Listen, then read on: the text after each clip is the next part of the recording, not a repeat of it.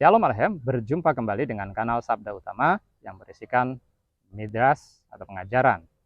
Adapun tema pada kesempatan kali ini mengambil judul Mengenal Tuhan secara Pribadi.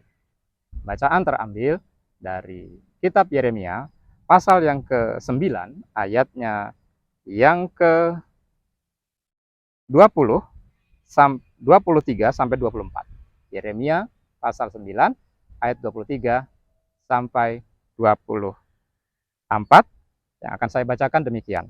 Beginilah firman Yahweh.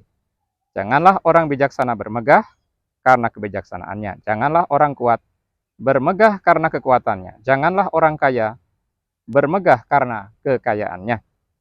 Tetapi siapa yang mau bermegah, baiklah bermegah karena yang berikut, bahwa ia memahami dan mengenal aku, bahwa akulah Yahweh yang menunjukkan kasih setia, keadilan dan kebenaran di bumi. Sungguh, semuanya itu kusukai. Demikianlah firman Yahweh. Demikian bacaan pada kesempatan hari ini. Kalau kita membaca teks tadi, kita melihat bagaimana seseorang diizinkan untuk mendapatkan kekayaan. Seseorang diizinkan untuk menjadi orang yang bijaksana, berhikmat, memiliki kepandaian. Seseorang diizinkan untuk memiliki kekuatan, kedudukan. Tapi Tuhan mengingatkan kepada kita bahwa hendaknya setiap orang tidak bermegah, tidak menyombongkan, tidak mengutamakan dan mengandalkan semua yang dikatakan tadi, yaitu baik kebijaksanaan maupun kekuatan serta kekayaan. Mengapa? Karena kita menyadari kebijaksanaan terbatas, kekayaan bisa lenyap, kekuatan bisa hilang, kedudukan bisa hilang. Kalau kita melihat bagaimana yang disebut dengan kemapanan secara ekonomi, juga bisa mengalami guncangan. COVID-19 bisa mengubah segala sesuatunya, bisa mengubah orang-orang yang tadinya memiliki kemapanan secara ekonomi menjadi terguncang. Ada yang berhasil, kembali ada yang jatuh untuk selamanya. Ini membuktikan bahwa kita tidak bisa bermegah, bergantung harap pada hal-hal yang bersifat sementara di dunia ini, termasuk dengan kepandaian, kebijaksanaan. Semua itu bisa diperoleh, semua itu baik untuk kita dapatkan. Tidak ada yang salah.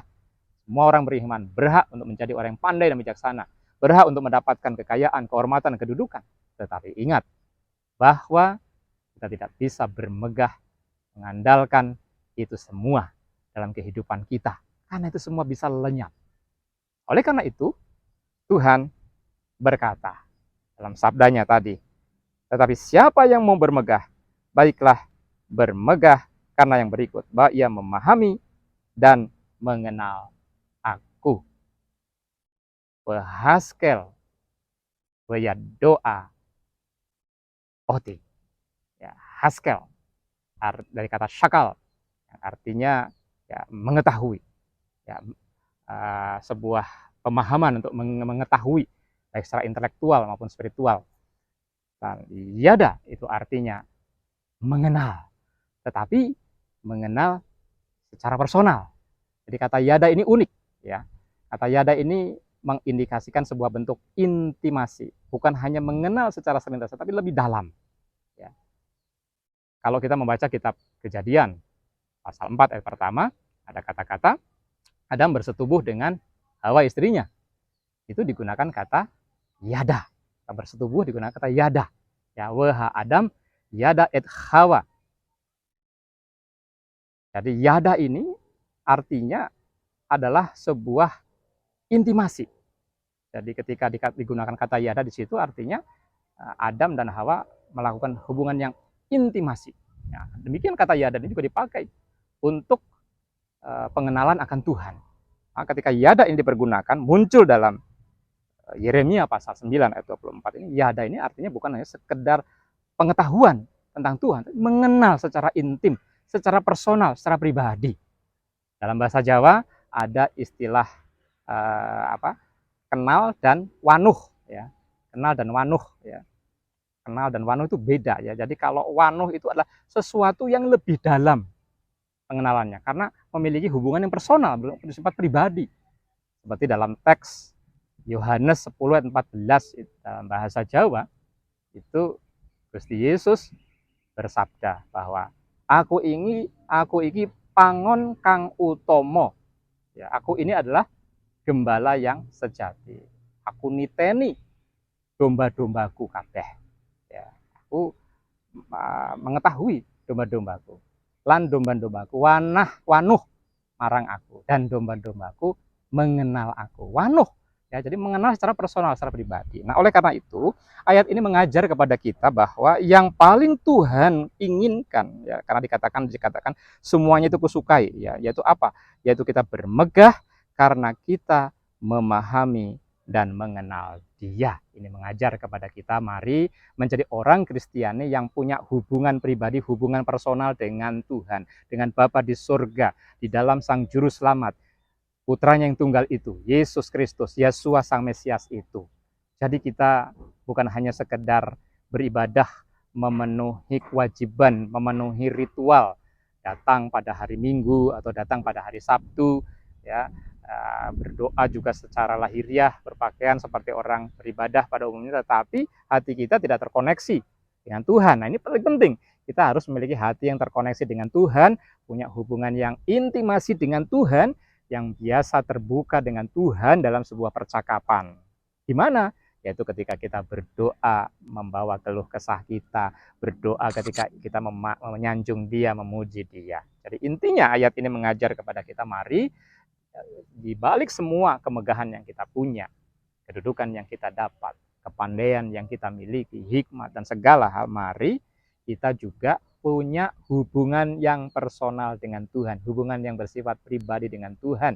Jangan hanya bersifat lahiriah saja, wadak saja, tapi betul-betul kita punya hubungan yang personal. Nah, kalau hubungan yang personal itu artinya satu hubungan yang mendalam, seperti orang tua kenal dengan anaknya, anak kenal dengan orang tuanya. Kalau sudah punya hubungan yang personal, tahu kelebihan kekurangannya, tahu apa yang dimau.